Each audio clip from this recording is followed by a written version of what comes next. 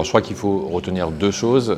D'une part, la justice française s'est engagée depuis maintenant de nombreuses années afin de pouvoir enquêter et puis renvoyer devant la cour d'assises les génocidaires qui étaient venus habiter en France, résider en France à la suite du génocide de 1994.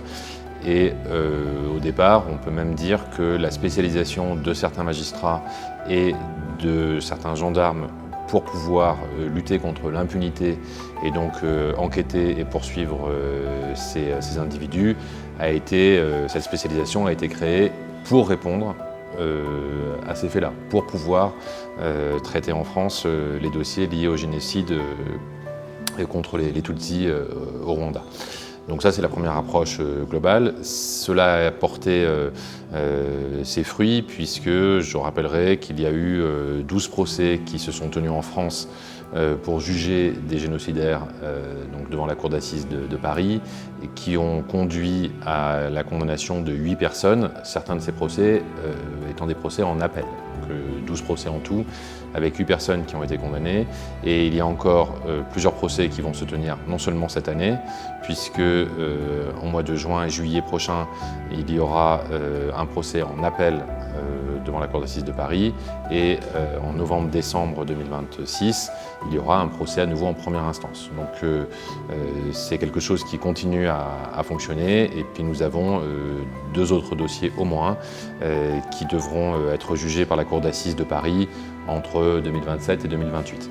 Donc c'est pas du tout un sujet qui est clos pour nous. Nous avons donc non seulement, et conformément à l'engagement qui avait été pris par le président de la République française à plusieurs reprises, un fort investissement de la justice française pour lutter contre l'impunité donc des personnes qui ont été impliquées dans le génocide commis ici en 1994. À côté de ces procès, et je réponds plus directement à votre question, il y a encore 36 enquêtes qui sont en cours en France, qui concernent donc d'autres personnes qui sont accusées ou mises en cause pour des faits qui ont été commis pendant les 100 jours en 1994. Ce sont des procédures sur lesquelles nous investissons aujourd'hui beaucoup parce que, comme vous l'avez indiqué, le temps passe et nous sommes aujourd'hui confrontés à 2 difficultés liées d'une part à l'âge des personnes qui sont mises en cause, qui pour certaines sont très âgées, et puis évidemment l'âge aussi des victimes.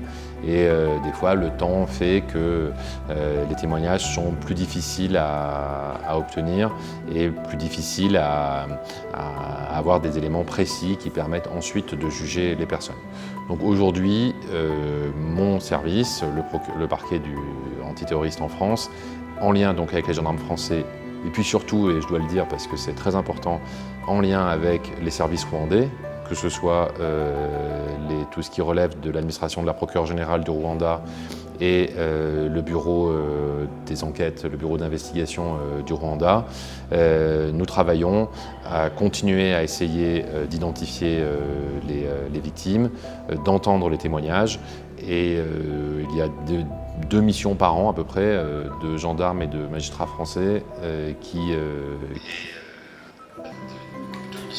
viennent au Rwanda pour essayer de recueillir le plus possible de ces témoignages et de faire en sorte qu'ils puissent aider à construire les procédures en France et ensuite donc de nourrir ces enquêtes pour essayer de faire en sorte qu'elles aboutissent le plus rapidement possible maintenant.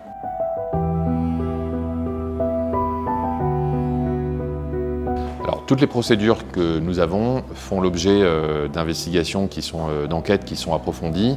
Je ne vais pas ici aujourd'hui vous dire quelles seront les solutions pour les procédures individuelles des uns ou des autres, parce que je ne le sais pas et que je ne veux pas prendre d'engagement par rapport à celles-ci. Ce sont des enquêtes qui sont très difficiles, comme vous le savez, a fortiori avec le temps qui s'écoule. Il y a des fois des problèmes techniques, des fois des problèmes juridiques, en France aussi, qui rendent ces investigations parfois difficiles. Nous avons régulièrement des décisions judiciaires qui sont prises par les juges d'instruction, par la Cour d'appel de Paris. Il y en aura une importante le 6 mai prochain. Donc nous verrons comment est-ce que les investigations doivent se poursuivre et sous quel angle, pour essayer d'apporter une réponse qui, encore une fois, est une réponse qui est double. C'est de permettre aux victimes du génocide d'être entendues et de voir leurs paroles être retenues et être écoutées par les juridictions françaises. Et puis, si nous avons réuni suffisamment d'éléments qui permettent de poursuivre et éventuellement de condamner des personnes qui sont directement mises en cause, de pouvoir les juger et les sanctionner.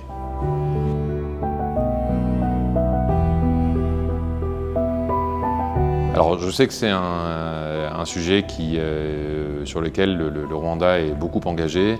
J'ai eu l'occasion, depuis que je suis ici, de visiter plusieurs des mémoriaux qui ont été faits, qui rappellent les faits et qui, parce que c'est ce qu'on m'a expliqué pendant que l'on faisait ces visites, qui sont aussi une façon de lutter contre les négationnistes et d'inscrire avec des preuves qui ne sont pas discutables la réalité de ce qui s'est passé pendant ces 3 mois au printemps 1994 sur l'ensemble du territoire du Rwanda. C'est un sujet de préoccupation toujours, la négation des crimes, et en fait je crois que la politique qui est conduite ici et qui est reproduite dans une certaine mesure en France, qui est une politique fondée surtout sur l'éducation, aller voir les jeunes dans les écoles, expliquer ce qui s'est fait. Je sais qu'il y a des fois des collèges, des lycées français qui organisent des séquences spécifiques pour rappeler ce qui s'est passé au Rwanda, qui font des déplacements au Rwanda d'élèves français pour leur présenter les choses. C'est la meilleure façon de lutter contre le négationnisme. C'est, je crois, l'éducation, apprendre aux gens ce qui s'est passé, ne jamais laisser cela sombrer dans l'oubli, apprendre aux jeunes générations, mais c'est vrai ici, mais c'est aussi vrai en France, en Europe. Je crois que ce sont des éléments qui sont importants et je vois chaque fois, c'est pour ça que les procès sont aussi très importants. Chaque fois qu'il y a des procès en France liés au génocide contre les Tutsis, la presse est très présente. Il y a beaucoup d'articles dans les journaux, à la télévision française, dans la radio française, qui expliquent ce qui s'est passé ici, qui permet de tout débattre également sur le rôle des uns et des autres. Et la société française est très attentive à cela et je crois que c'est la meilleure façon de lutter. Avec donc ce rappel, cette éducation, ces reportages télévision, les enseignements spécifiques qui sont faits, qui rappellent l'ensemble souvent en France c'est impliqué dans les différents génocides qui ont été commis notamment au XXe siècle et puis malheureusement également au XXIe siècle en Syrie. Donc voilà, pour lutter au mieux contre ce phénomène et éviter dans la mesure du possible que les faits se reproduisent.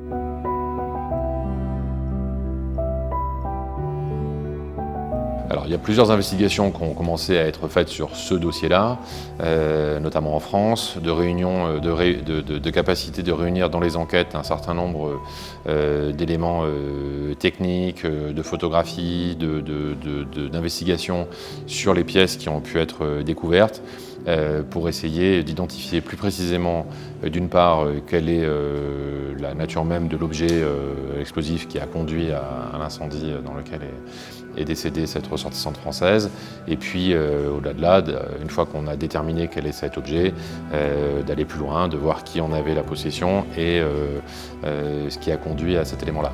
Ceci dit, ce sont des enquêtes qui sont en cours, ce sont des enquêtes qui sont difficiles et je ne crois pas que je puisse aujourd'hui aller beaucoup plus loin là sans risquer de nuire aux investigations.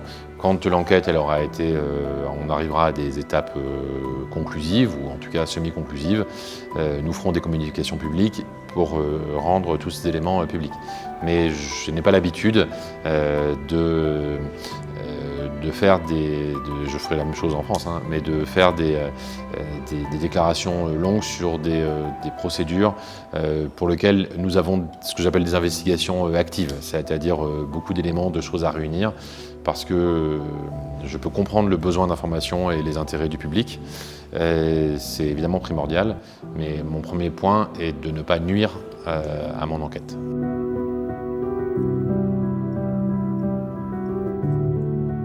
Je ne vous dis pas qu'il n'y aura pas des équipes qui viendront. D'ailleurs, vous savez, pour l'affaire qui a été reprochée à ce que vous venez d'évoquer, il y a eu des années plus tard d'autres juges qui sont venus et d'autres investigations qui ont été faites.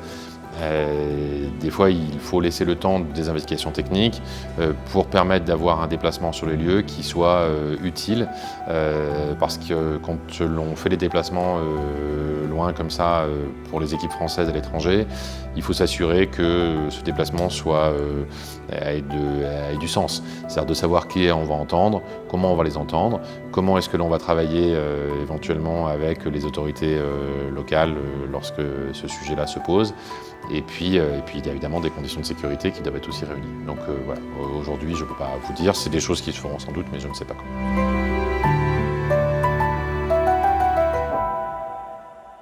Alors, dès lors qu'il y a des dégradations de monuments et de stèles, d'éléments qui sont commémoratifs ou qui rappellent la mémoire de personnes qui ont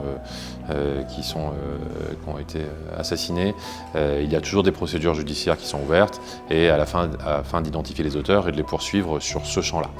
Donc ça, c'est le premier sujet et je crois que ça répond à ce qui est le plus agressif. Encore une fois, sur la lutte contre le négationnisme en général, le moyen le plus efficace, il est parfois les procédures pénales, ça existe. Il y a des procédures qui sont faites en France contre certains négationnistes, notamment des faits liés à la Seconde Guerre mondiale.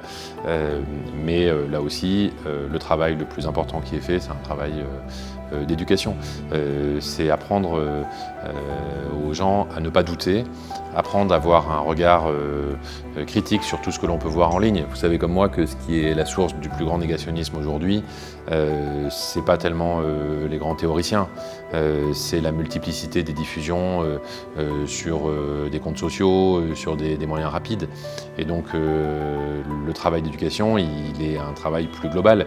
C'est d'apprendre aux jeunes à avoir un regard critique, de savoir faire la différence entre ce qui est vrai, qui est établi matériellement, et par des historiens et par un travail sérieux par rapport à des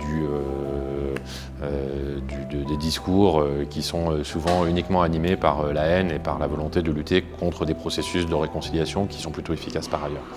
Donc le travail d'éducation, il est absolument fondamental.